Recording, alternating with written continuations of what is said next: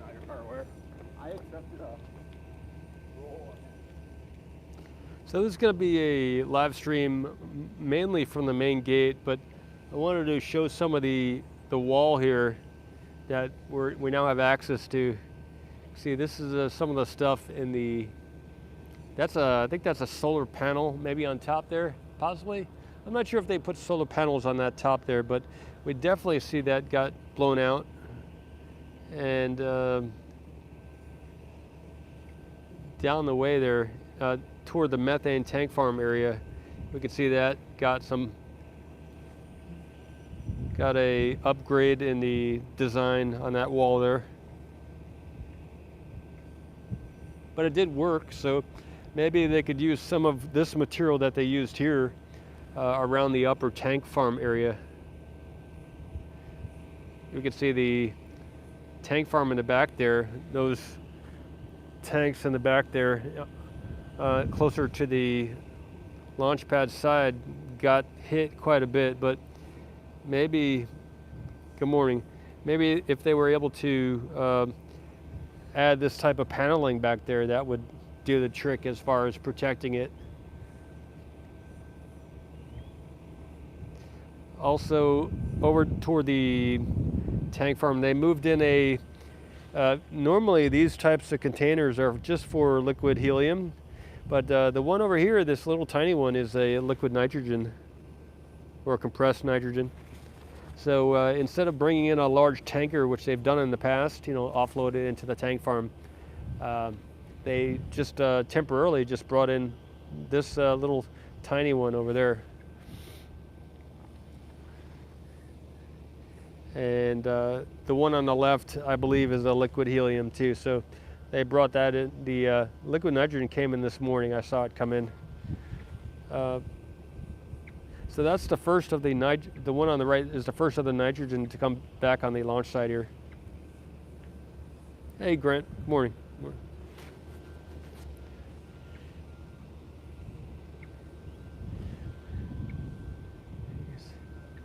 And the parking lot here is filled up quite a bit with cars. This is the first large amount of trucks we see here since before the launch. See on the left a bunch of vehicles parked over there, but I'll swing the camera around and we'll get a shot from the other direction.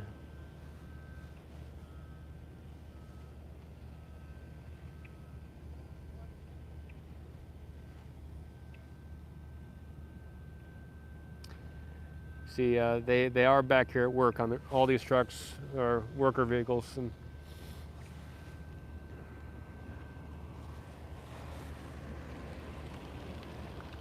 I'm going to move in a little bit up to the main gate, where that blue car is right now. Thanks, Grant. Thank you. It's awesome.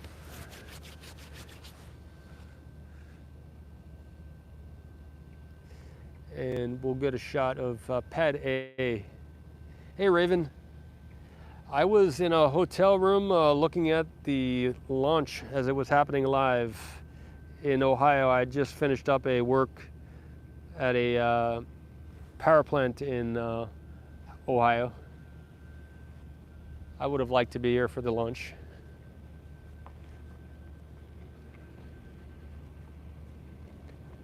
I'm gonna get a shot of pad A because that's where there's some major activity. Well, there's some activity going on. It was just there's a ton of mosquitoes out here now. And I just saw a huge mosquito land on my hand. That's why I said the word major. Major mosquito. Okay, just a minute.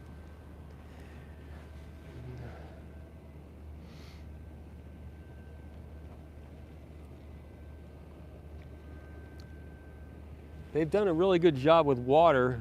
It looks like there is a little puddle over here, but that's an area that they built up for that type of water drainage. But we check over toward pad A. This is there was some stuff, noise coming from there last night, and today we can see there is a crane and there are some people up on the pad. So maybe we'll be seeing some type of activity over there. this week.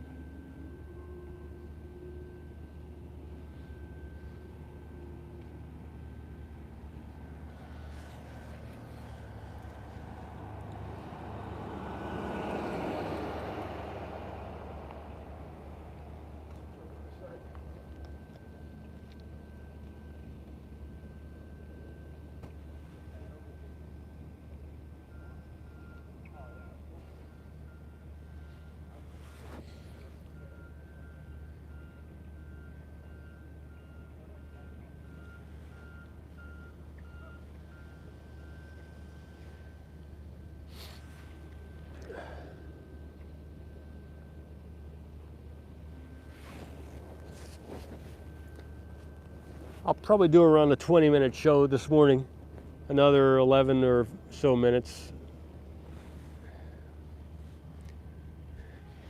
It's currently around 8:26 in the morning, May 3rd, 2023. It's a Wednesday.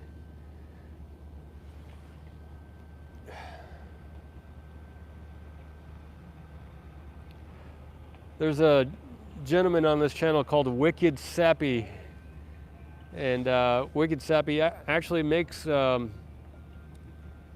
maple syrup up in the New England area. Thank you, Grant. And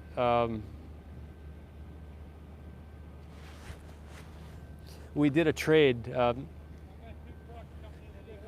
He traded some maple syrup and chaga mushrooms with a flat rate box of his stuff and mushrooms that he forages up there for some of the pad debris or so. That was a good trade, and we're actually going to do it again. We're going to do a second box. So I just got the chaga mushrooms, and I got to make some tea, and some maple syrup.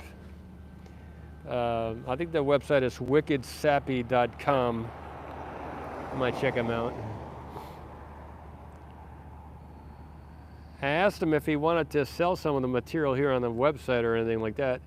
And he said, no, he only makes a small quantity, and he didn't want to sell out. He wanted to have enough for the whole, for all of his customers for the whole year. But yep, that's his website. Might check him out.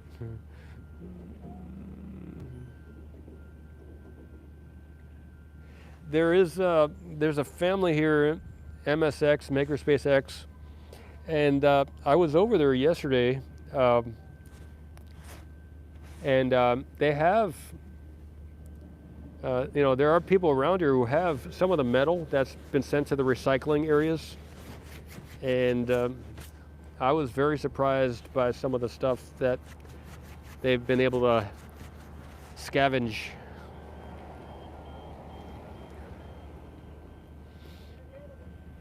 I've got to start going to some of the scrap yards in the area and see what I can find.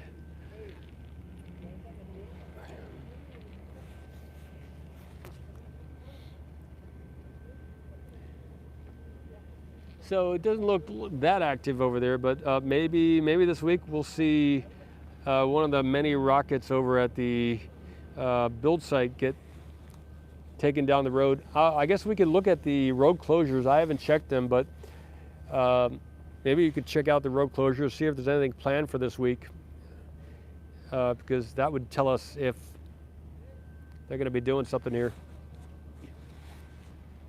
If they were to bring out something like a Starship or something, that would dramatically shift the energy in the area for sure. That would be like, okay, we're back on, things are happening, and so I could see them doing something like that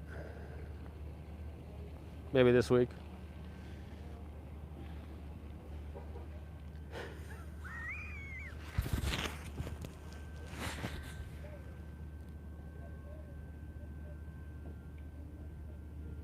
I'm going to move the camera to the right about 50 feet, and we'll get a shot of the tower. No road closure listed. Okay, WCT says no road closure. Thank you. I was hoping someone would check it.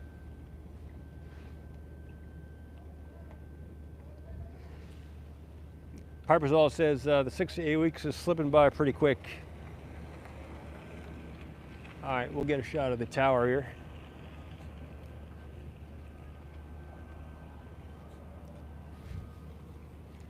You can see the worker vehicles. They're all over here, so they're back in business. Today's the first official day where there are trucks here, and we can. They're back in business with the gate open and everything else. So. Yeah, so this is where everybody checks through to the launch site.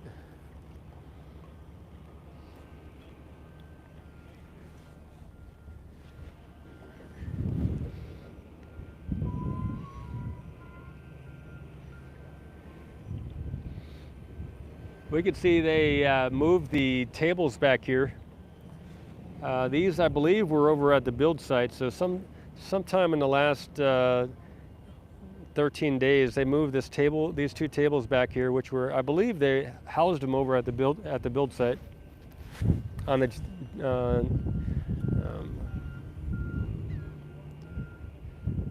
next to the Starlink building.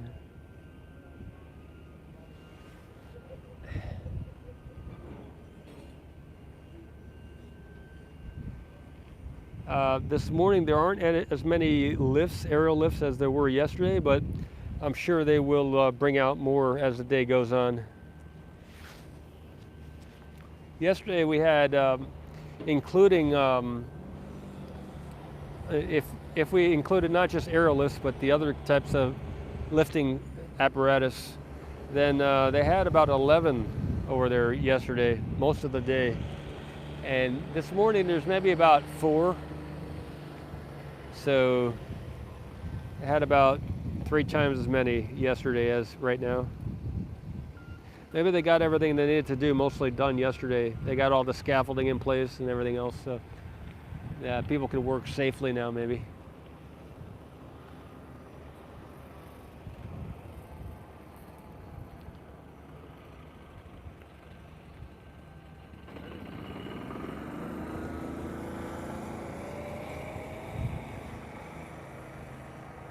It still has that 51% on the signs there. I don't know what that 51% means.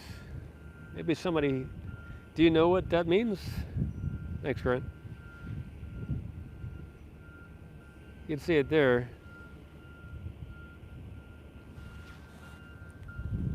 Has anyone cracked that code about what that means?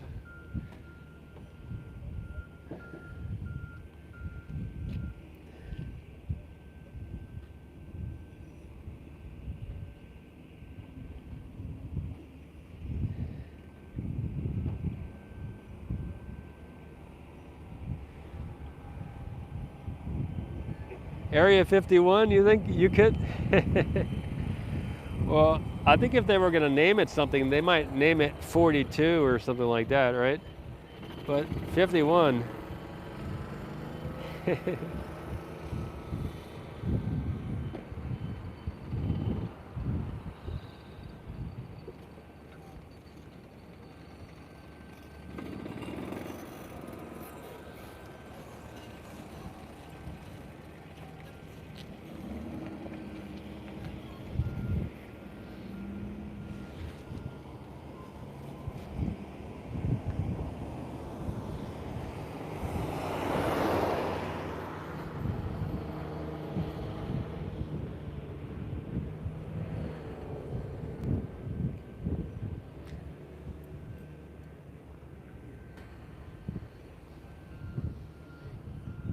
The tower looks good. There were some people up in the quick disconnect yesterday doing some work. Don't see any activity up there this morning.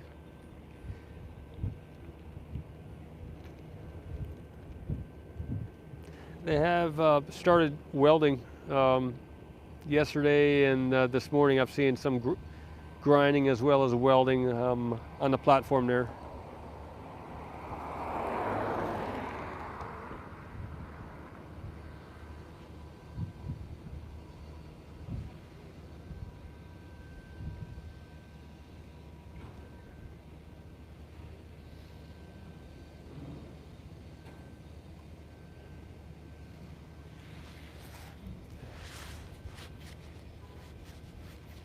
So this was version one of the launch pad, right? Orbital launch platform version 1. And I guess it's going through its transformation process to be the next version of Launchpad version 2.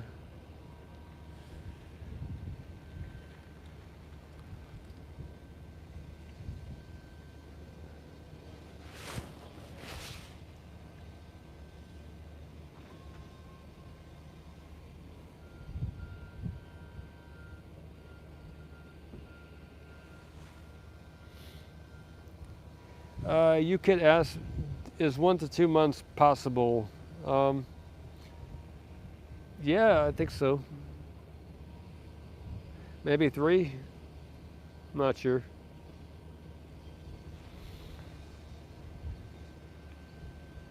So we're in the beginning of May, right? May, June, July, May to June, June to July, maybe in August, July or August, possible.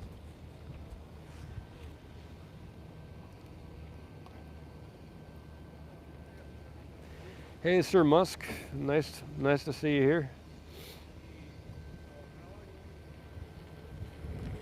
Yeah, you could, the launch was amazing. Yep, it was.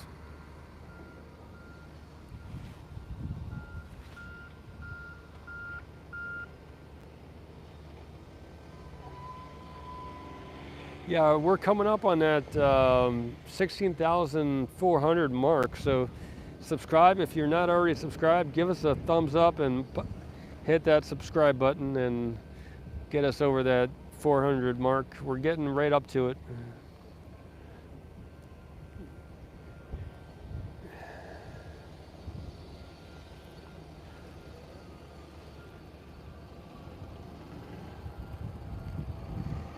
Yeah, I guess that's a good point. Piper Doll is mentioning maybe they need to start welding some new gates, huh? Yep. We can see these are definitely temporary gates that they got here. These are kind of a little bit makeshift.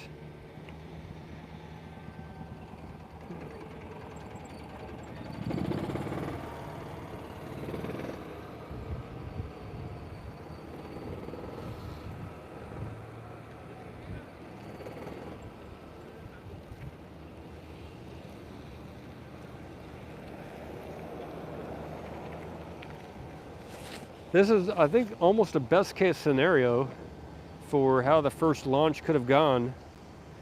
I mean, this is a great turnout, and I guess the good thing is they have maybe so many sensors on the boosters and the engines and everything else that they're able to tell the condition of the different engines as the launch is proceeding forward, right?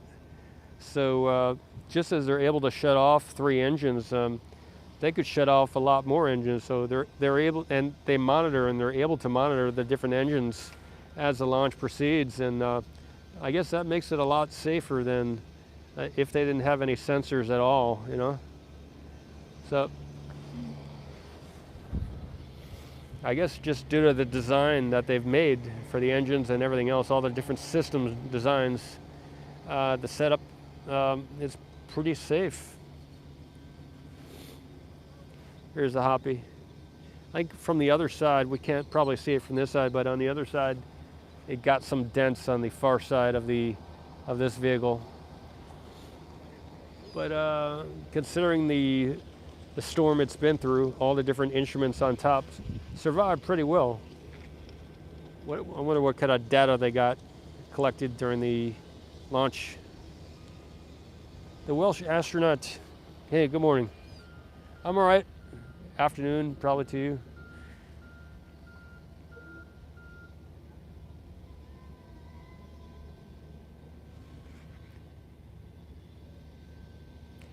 Yeah, you could. I haven't heard of any new oil rigs, but the 2 oil rigs that they did buy, the Phobos and Deimos, they sold those. They sold them, so they don't own them anymore. I think it was not going to be working for what they wanted to do.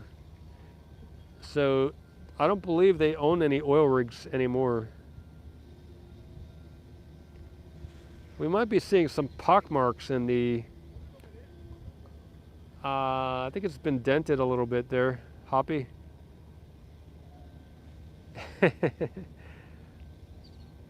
Yeah, you could. Hey Ken, good morning. But the antennas and all the little tanks on top survived. So that is a excellent turnout, right? If you had this on another planet or something and you had the type of storm that went through here with the rocket launching and everything, that turned out well.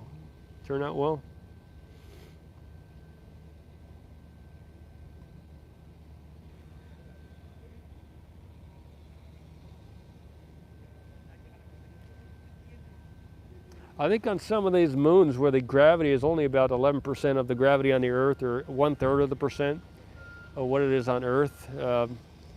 So if you weigh like 100 pounds on Earth, on some of these moons you only weigh like 33 pounds, right? On Enceladus you only weigh about 11 pounds. If you weigh 100 pounds on Earth, or if you weigh 200 pounds on Earth, you only weigh about 22 pounds on Enceladus, because it's 11% of the gravity on the Earth. So one of the issues with some of these moons, for if the Hoppy or some other craft, would be, especially if they have like a frozen surface, would be how do you keep it on the ground? How do you keep it from getting blown away or something like that, you know? Since it's so light, right?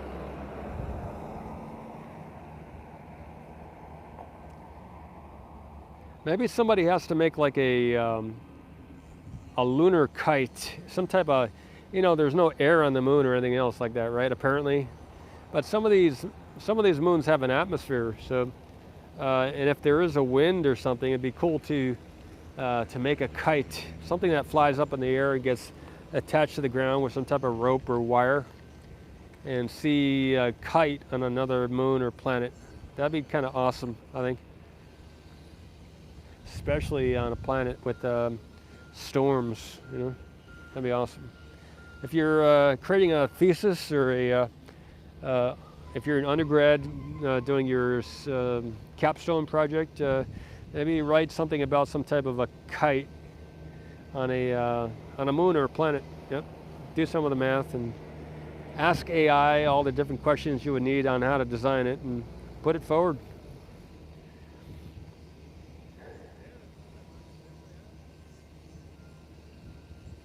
You know, one of the things we're looking at for some of the power generation on some of these distant moons that have geysers and other things. You know, if there's a geyser on a moon with 1,000 miles per hour putting out 200 kilograms per second of material, the cool thing about that is you could turn that into you can put a turbine over one of those things and you can generate energy. So that's one of the options we're looking at for powering getting power on this distant ocean moon, Enceladus. We can put possibly, depending if we can get close enough to one of those geysers where it's coming out at 1,000 miles per second per hour, 1,000 miles an hour velocity of the water vapor / ice particulate. If we're able to, you know, just as if you were able to put a fan in the wind, if you can put a turbine over one of those geysers, you can generate quite a bit of energy. So there are actually some cryo temperature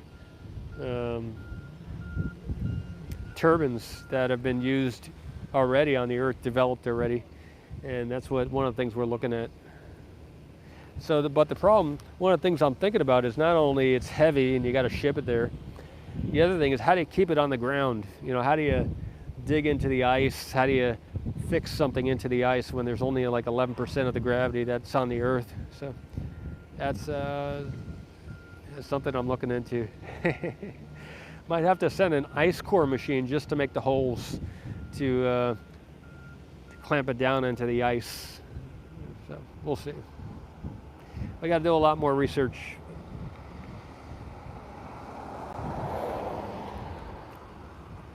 Well, I'm over my time here. If someone has something they want to see, let me know. I do have the other camera. I'll look around, see if there's anything to take photos of. Piper's Law, I believe it was, or Jill, yesterday asked to get some more shots of the build of the new high bay. So I might go over there and do a live stream or just get some higher quality imagery. Yeah, Ken, the subscribers are going up. That's a nice thing.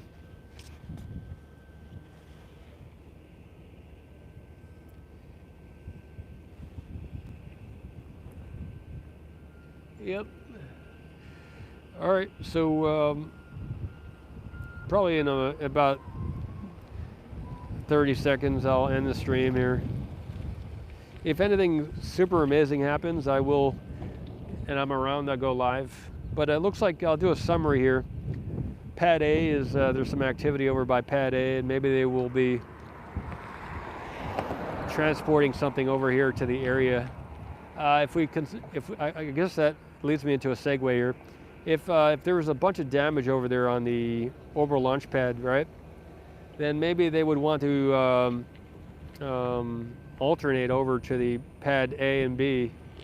And maybe since Pad A is possibly has more elaborate construction over on Pad A than Pad B, maybe Pad A is the alternate suborbital pad. So that would make sense why they'd be activating that area right now. So Pad A is getting some activity right now, and they also moved in a small liquid nitrogen container in the tank farm.